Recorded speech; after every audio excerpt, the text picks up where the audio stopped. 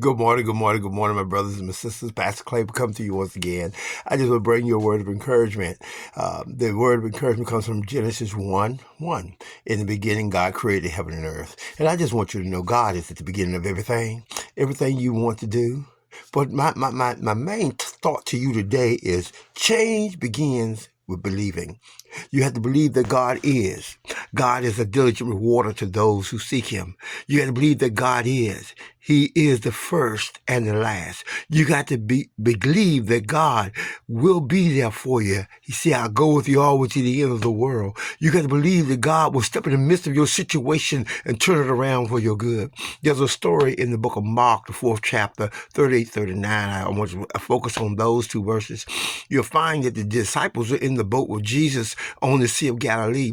And as he was on that boat with Jesus on the Sea of Galilee, remember, they were not saved at this point. Remember, they were followers of Jesus at this point, and they hadn't fully grasped who Jesus is. They knew that he is the master. They knew that he could do great miracles. They knew that he could feed multitudes. They knew all of this.